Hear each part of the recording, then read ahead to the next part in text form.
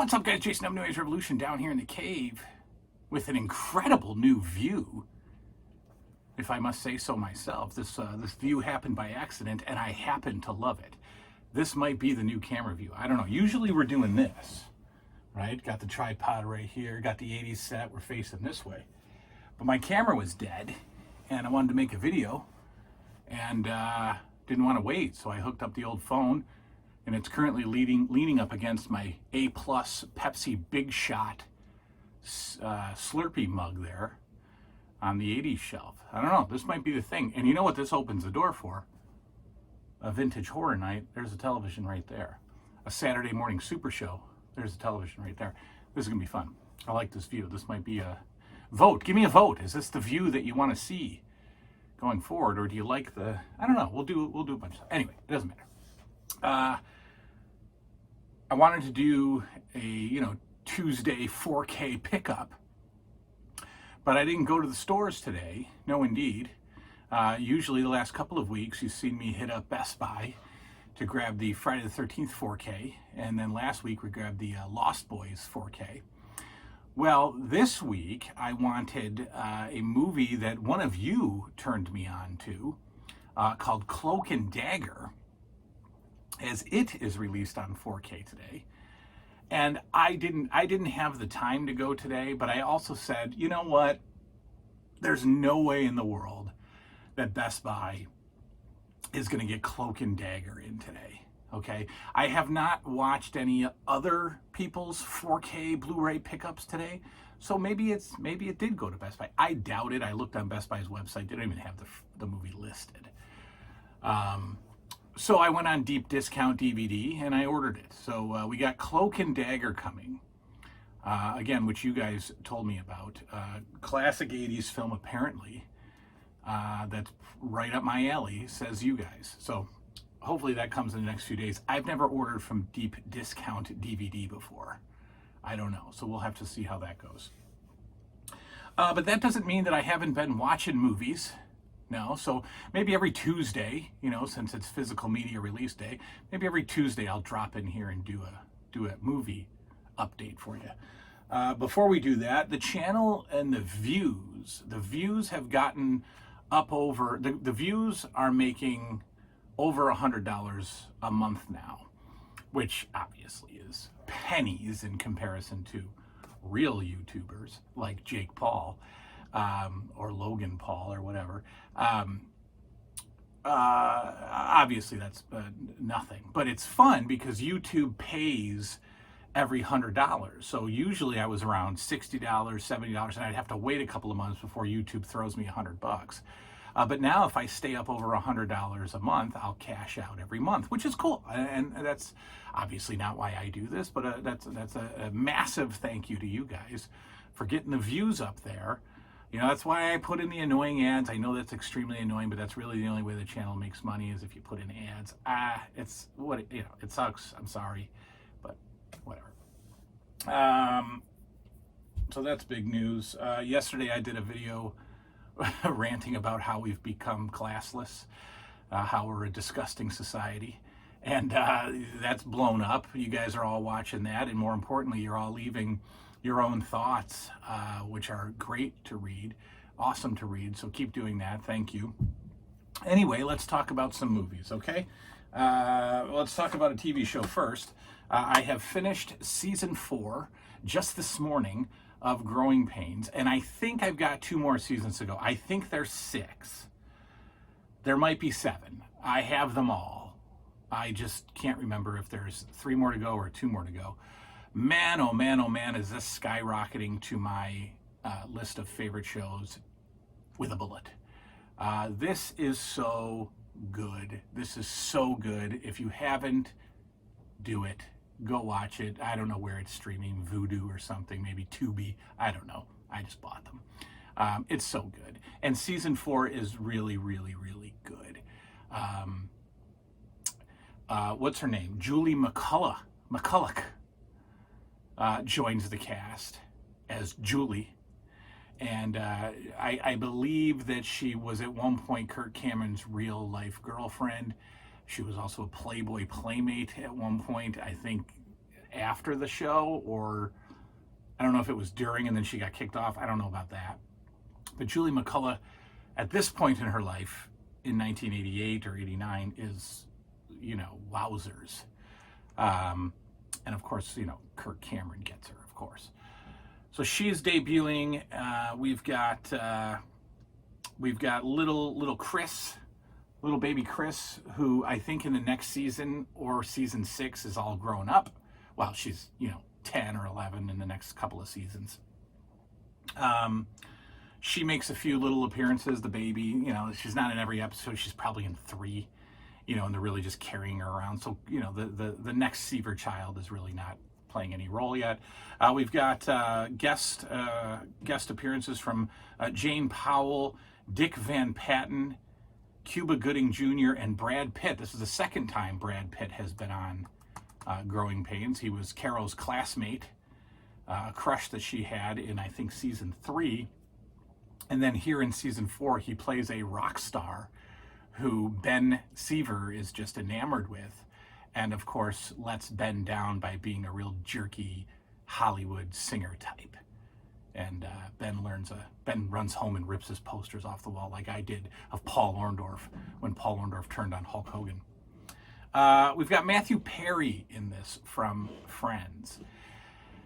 And this one is rough. Matthew Perry plays Carol's boyfriend for the last maybe 5-6 episodes of the season, and in the very final episode, or next to final episode of season 4, Sandy, played by Matthew Perry, dies from a drunk driving car accident, and that's a doozy. Like, I was watching that, and I'm not ashamed to say, I got a little liquid coming out of my eyeball, because there was some good performances. You had, it was good stuff. Kirk Cameron, Mike Seaver, had to tell her, and he's playing it all straight. He's usually the jokester, and Carol's real mad at him, and she, Mike Seaver, this is the worst joke you've ever played on me, and I'm never gonna forgive you. And she's crying, and she's punching him.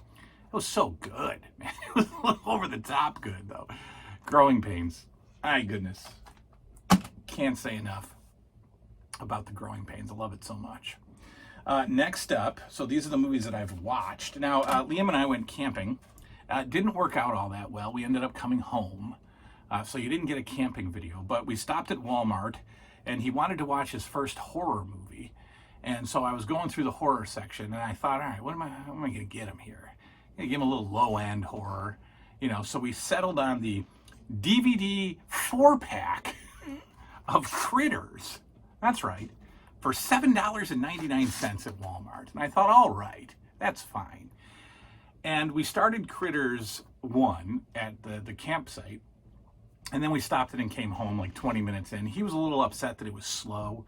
As he says, he just wants to see the kills. And so he bailed on Critters, but I finished it. And good gracious, I enjoy Critters. I'm sure 2, 3, and 4 are dismal. But Critters 1's a solid horror movie, a solid 80s cheeseball horror movie. Okay, it's good. I like Critters 1. In fact, I'll probably grab the Blu-ray of Critters 1. I don't know if they did a 4K, but I'm probably going to grab the Blu-ray of old Critters, just because I like it. And Dee Wallace is in it, and I mean, she's classic. I watched Heat on Blu-ray. Now, Heat is good. I talked about Heat a little bit in the car on the last Blu-ray shopping day, because I was halfway through it. Now, as a 46-year-old who gets on the couch and ends his responsibilities about 9:30 every night, my days of watching a movie straight through, especially one that's 2 hours and 50 minutes, those days might be over. I usually watch half of a movie at a time. Now, that's not the best way to watch a movie, but it's kind of all I've got right now. So I watched Heat in thirds. And man, oh man, this deserves a sit-down watch straight through. Heat is so good. And I'm not telling you something you don't already know. You've seen Heat. Heat, Al Pacino, Robert De Niro.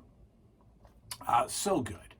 So good. I mean, De Niro is the head of a crime family, not a mafia, but a band of hooligans, right? Who do these big time, big ticket crimes, these big break-ins, you know, massive bank robberies and armored truck heists, the big ones, right? They want the big ones. You got Val Kilmer in this looking good, you know, as he once did a long time ago.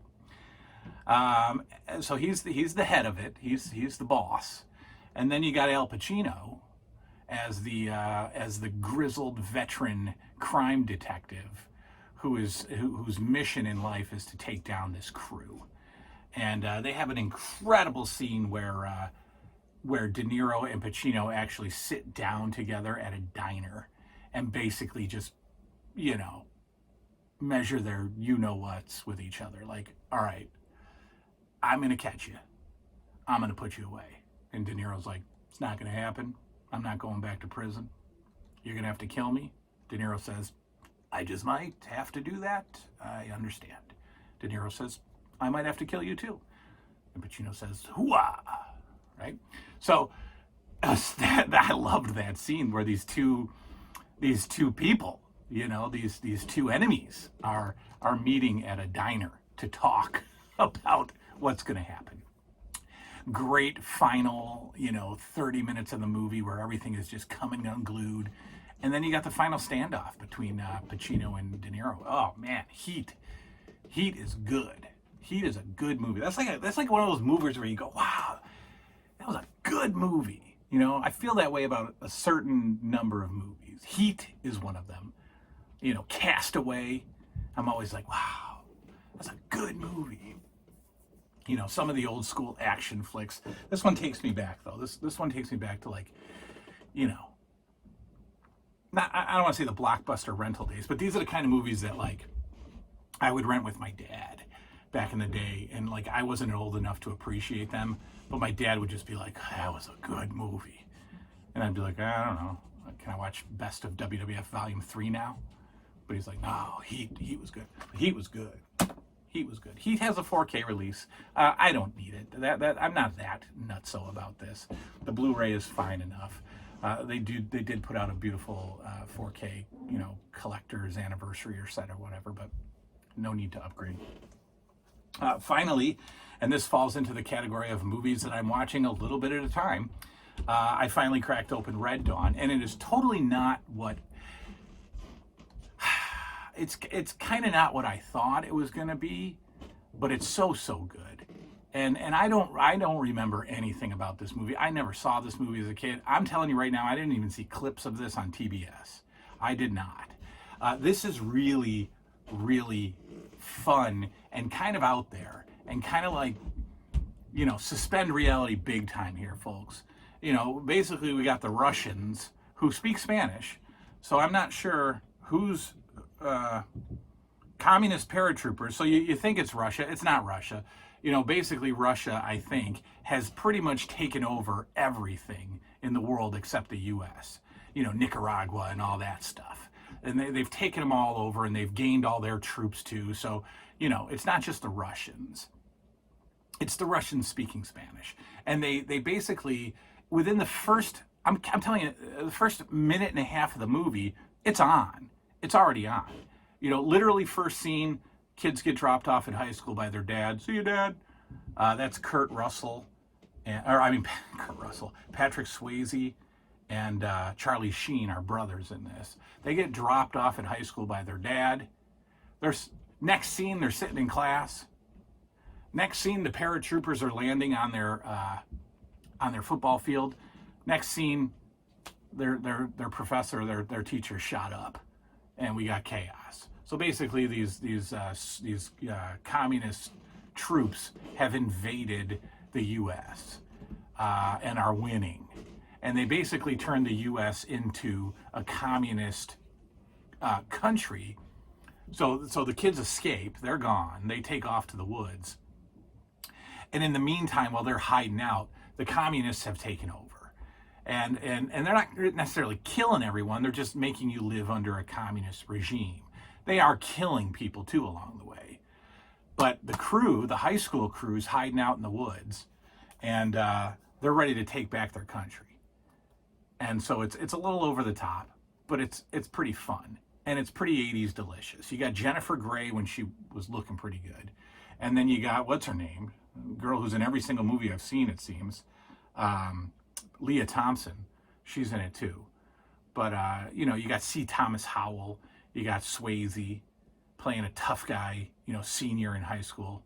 You got Charlie Sheen being all young.